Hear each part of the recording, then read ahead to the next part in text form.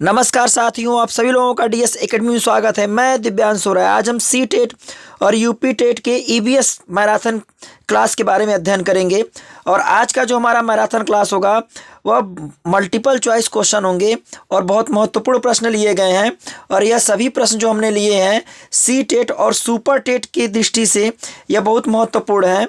और जिन अभ्यर्थियों को इस वीडियो से संबंधित पीडीएफ चाहिए वह डीएस एकेडमी कॉन्टैक्ट नंबर 9807823307 पर संपर्क कर सकता है। उन्हें डीएस एकेडमी के द्वारा फ्री में पीडीएफ प्रोवाइड की जाएगी। तो चलिए, आज का हमारा सेशन का आपका यह पहला प्रश्न आपको दिया गया है कि किसी खाद्य श्रृंखला में शाकाहारी होते हैं। पहला आपका ऑप्शन दिया है प्राथमिक उत्पादक, दूसरा आपका ऑप्शन दिया है द्वितीयक उपभोक्ता, तीसरा आपको ऑप्शन दिया है प्राथमिक उपभोक्ता और चौथा आपको ऑप्शन दिया है अपघटक कर्ता। तो देखिए, बोला गया खाद्य श्रृंखला में शाकाहारी होते हैं, तो हमारा इसमें होगा आपका शाकाहारी कौन होगा? आपका ऑप्शन नंबर आपका सी सही होगा, प्राथमिक उपभोक्ता। अब देखिए, हमारे दूसरा प्रश्न आपको है कि पारिस्थितिकीय यहाँ पे यह होना चाहिए पारिस्थितिकीय तंत्र तत्व के चक्रण को कहते हैं। पहला ऑप्शन दिया है रासायनिक चक्र, दूसरा आपको ऑप्शन दिया है जैव भू रासायनिक चक्र और तीसरा आपको ऑप्शन दिया है भूगर्भीय चक्र और चौथा आपको ऑप्शन दिया है भू रासायनिक चक्र। अब देखिए, पारिस्थितिकीय तंत्र तत्व के चक्रण को कहते हैं। अब यहाँ पे आ गया तंत्र और तत्व दोनों आपके सम्मिलित हो गए, तो इसमें हमारा ऑप्शन नंबर आपका जो होगा वो आपका बी सही होगा, जैव भू रासायनिक चक्र। इसके बाद देखिए, हमारा तीसरा प्रश्न आपको है, यह महत्वपूर्ण प्रश्न है। संकटग्रस्त जंतु दैत्याकार पांडा पाया जाता है किस देश में? पहला आपको ऑप्शन दिया है ऑस्ट्रेलिया में, दूसरा आपको ऑप्शन दिया है चीन में, तीसरा आपको ऑप्शन दिया है भारत में और चौथा ऑप्शन आपको दिया है ब्राजील में। तो संकटग्रस्त जंतु दैत्याकार पांडा पाया जाता है किस देश में? तो ऑप्शन नंबर हमारा बी सही होगा, चीन में। इसके बाद देखिए, हमारा तीसरा प्रश्न आपको दिया गया है। चौथा प्रश्न आपको है कि निम्न में से ईंधन में से कौन सा न्यूनतम पर्यावरण प्रदूषण उत्पन्न करता है? क्या बोला गया? निम्न में ईंधन में से कौन सा न्यूनतम पर्यावरण प्रदूषण उत्पन्न करता है? तो ऑप्शन आपको दिया गया डीजल, हाइड्रोजन, पेट्रोल, कोयला। तो डीजल भी अधिक पर्यावरण प्रदूषण करता है, पेट्रोल भी और कोयला भी। तो इसमें हमारा ऑप्शन नंबर आपका बी सही होगा, हाइड्रोजन। अब देखिए, हमारा पांचवा प्रश्न आपको दिया गया है। यह देखिए, ये बहुत ज़्यादा महत्वपूर्ण प्रश्न है और ये आपके जीके के प्रश्न आपके एक तरह से हैं। पांचवा प्रश्न दिया गया है कि निम्नलिखित में से किस गैस के कारण भोपाल गैस त्रासदी हुई थी? अब देखिए, यह कौन सा गैस था? तो ऑप्शन आपको दिया है chloro fluorocarbon, carbon dioxide, methyl isocyanide और चौथा आपको ऑप्शन दिया है नाइट्रस ऑक्साइड। तो इसमें आपका होगा क्या कि भोपाल गैस त्रासदी जो हुआ था घटना, वह हमारा ऑप्शन नंबर आपका सी सही होगा, मिथाइल आइसोसाइनाइड गैस के रिसाव के कारण। अब देखिए, यह जो घटना हुआ था आपका, ये इंपॉर्टेंट इसलिए हम इस पर थोड़ा सा डीपली हम लोग पढ़ रहे हैं। देखिए होगा क्या आपका कि यह जो घटना हुआ था वह हमारा हुआ था 3 दिसंबर सन 1984 में। 3 दिसंबर सन 1984 में मध्य प्रदेश के भोपाल शहर में हुआ था। और यह जो आपका गैस का रिसाव हुआ था वह कंपनी का नाम था, उस कंपनी में हुआ था जिस कंपनी का नाम था आपका यूनियन कार्बाइड। यूनियन आपसे पूछा जाएगा आपका, तो यूनियन कार्बाइड आपकी कंपनी थी, उसी कंपनी में मिथाइल आइसोसाइनाइड गैस के रिसाव के कारण हुआ था। अब देखिए, सामान्यतः बोला जाए तो भोपाल गैस त्रासदी में लगभग मारे गए लोगों की संख्या आपकी थी 15,000। लगभग कितनी संख्या थी आपकी? 15,000 थी। लेकिन यदि ये इसमें मरने वालों की संख्या यहाँ पे आधिकारिक जो पुष्टि हुआ था वह लगभग आपका हुआ था 2,000 259 लोगों की मृत्यु यहाँ पे आधिकारिक पुष्टि हुई थी। लेकिन वहाँ की राज्य सरकार मतलब मध्य सरकार ने लगभग मरने वाली संख्या का पुष्टि किया था 3787 लोगों की मृत्यु हुई थी। और देखिए, और यह लगभग में 2 सप्ताह बाद यहाँ पर इस गैस के रिसाव कारण जब ये इससे जो बीमारियाँ फैली, उससे 2 सप्ताह में लगभग 8000 लोगों की मौत हुई थी। तो ये आपका एक बहुत बड़ा घटना आपका था। तो ये आपका प्रश्न आपसे पूछा जा सकता है कि भोपाल गैस त्रासदी कब हुआ था, किस गैस कारण हुआ था, कि कौन सा गैस रिसाव हुआ था और किस कंपनी में हुआ था। तो आपका इसमें होगा क्या कि भोपाल गैस त्रासदी आपका हुआ था 3 दिसंबर 1984 में हुआ था। और यह आपका भोपाल मध्य प्रदेश के भोपाल शहर में हुआ था। और यह आपका एक कंपनी का नाम था, जिस कंपनी का नाम था यूनियन कार्बाइड कंपनी में हुआ था।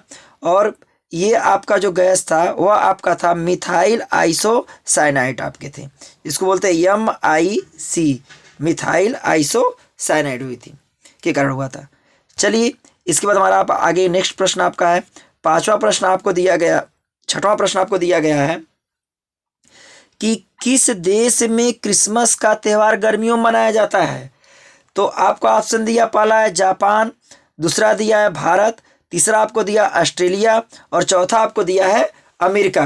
तो देखिए, इसमें आपका होगा क्या कि गर्मियों के मौसम में जो क्रिसमस का त्यौहार मनाया जाता है वह हमारा देश है ऑस्ट्रेलिया। ऑप्शन नंबर आपका सी सही होगा। अब देखिए, आपका 7वां प्रश्न आपको दिया गया है कि निम्न में से कौन सा ऊर्जा स्रोत कभी पर्यावरण प्रदूषित नहीं करता है। तो आपका होगा नाभिकीय ऊर्जा, कोयला, सौर ऊर्जा, पेट्रोलियम ऊर्जा। देखिए, नाभिकीय ऊर्जा पर्यावरण प्रदूषित करता है, कोयला करता है और पेट्रोलियम करता है, लेकिन सौर ऊर्जा आपका जो होगा वह पर्यावरण को प्रदूषित नहीं करता है। इसके बाद देखिए, आपका प्रश्न संख्या आपका 8वां दिया है। यह भी महत्वपूर्ण प्रश्न आपका, इंपॉर्टेंट प्रश्न आपका है। बोला गया भारत में प्रोजेक्ट टाइगर प्रारंभ किया गया था, किस सन में किया गया था। तो सन आपको दिया है, पहला दिया 1972, 1981, 1983 और 1985। तो इसमें आपका जो हुआ था कि भारत में प्रोजेक्ट टाइगर का प्रारंभ आपका किया गया था सन 1983 ईस्वी में किया गया था। इसके बाद देखिए, आपका प्रश्न संख्या आपका 9वां क्या कर रहा है कि LPG liquid petroleum gas LPG के संदर्भ में क्या सत्य नहीं है। तो इसमें आपका दिया है, एक स्वच्छ ईंधन है, यह उच्च ऊष्मीय मान का है, यह नीली ज्वाला से जलने वाला है, यह मीथेन उत्सर्जित करने वाला है। देखिए, आपका ऑप्शन नंबर बी भी सही है और सी भी सही है और डी भी सही है। इसका मतलब LPG से क्या क्या सत्य आपका होगा।